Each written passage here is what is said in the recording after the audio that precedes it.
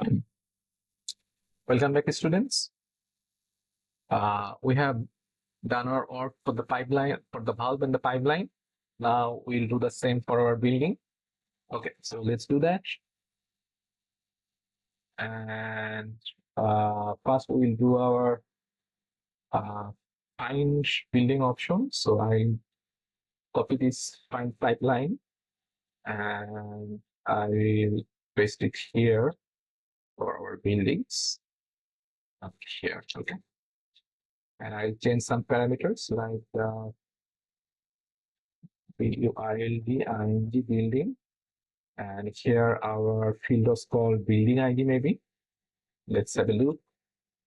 It's called building account number, but it was building ID, the ID, okay. So it's building ID. Let's change that. BUILD building ID, and I'll also keep it here.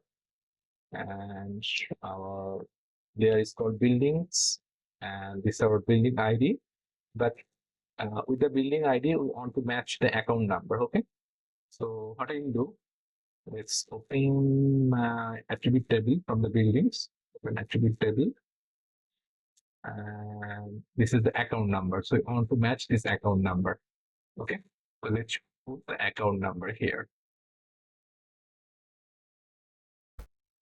The account number. So if there is there, it will do the rest of the thing. And if there is no there, then it is the building error that building not found. It will not found. And if there is a layers, it will remove that. And for the building, these options will be same because for line and polygon, the options are more or less same. Okay, so it will be red, weight of 10.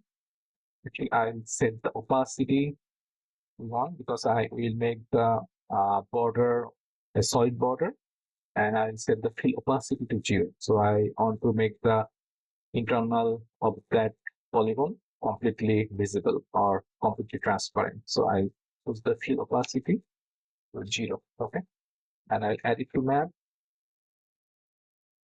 And fit bounds, later F bounds, I will not bring the buildings to front because it will hide all my other layers inside the building information. I'll put some other things here. And let's see my attribute table. Maybe what I'll do, I'll put the DMA ID, the category, the story, and the location, and maybe the owner name and the account number. Actually this is not a real data. So this is the made up data for this training course. So if you see that this is the owner and that is his building, that is not the actual data. So this is the made up data. So we do not need to worry about that. And okay, the population. Okay, so let's put that information in our building information tab. Here, the first one will be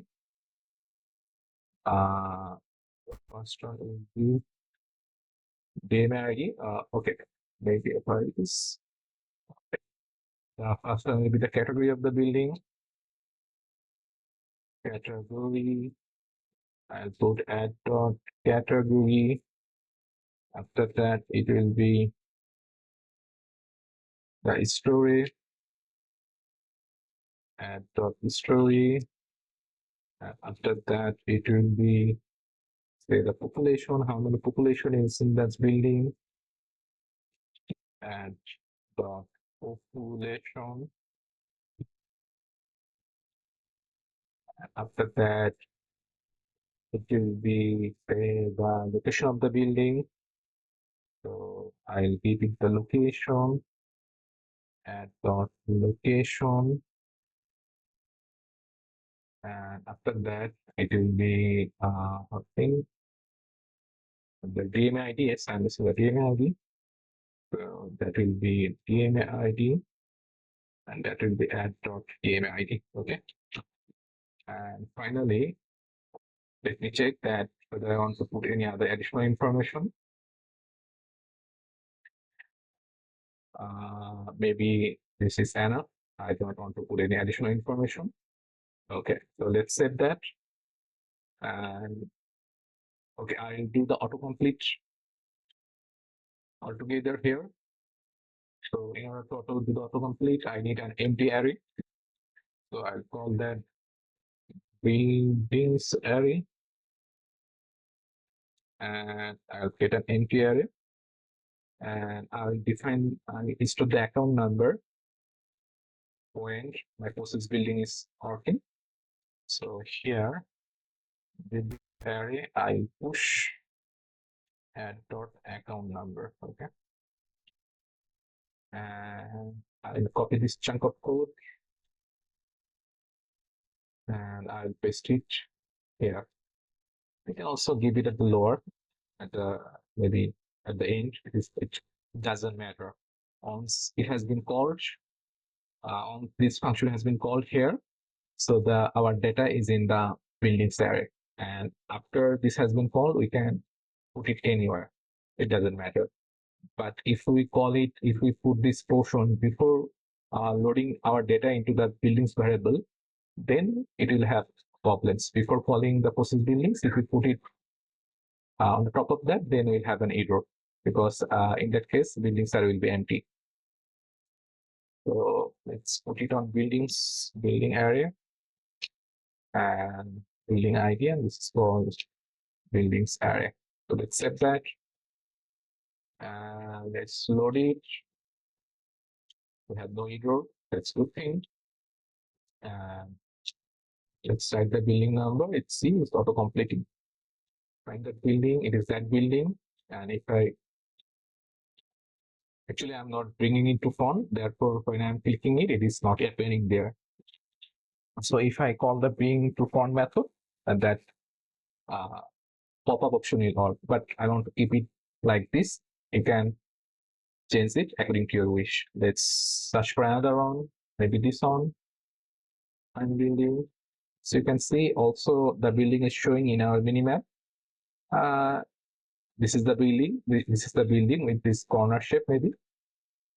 Actually, as I said, it has not been properly digitized, so it is not exactly matching, but this is the building. You can see the road front of that building, and that was the building. Okay, let's try for another one, maybe this one. I don't know. Okay, you see this building. Okay, so it's working. So this is our first web map. In this section, we see that how we can add elements, how we can initiate our base map, how we can initiate a leaflet map, add our base map, and load our data, both all the point feature, polyline feature, and polygon feature, how to style those features, how to put those features in the layer option, and how to develop the sidebar to query those feature, and it will also zoom to that feature and also show the information in the sidebar. Okay, so this is our first web map. We'll further develop this web map when we'll be developing a full-fledged WebGIS portal with our server-side technologies. But we'll go there step by step, and in there we'll use these tools to catch input from the user. So for the time being, these tools are of no use, but these tools will be used when we'll be using our server-side technologies for developing the WebGIS portal. So see you in the next chapter. Goodbye.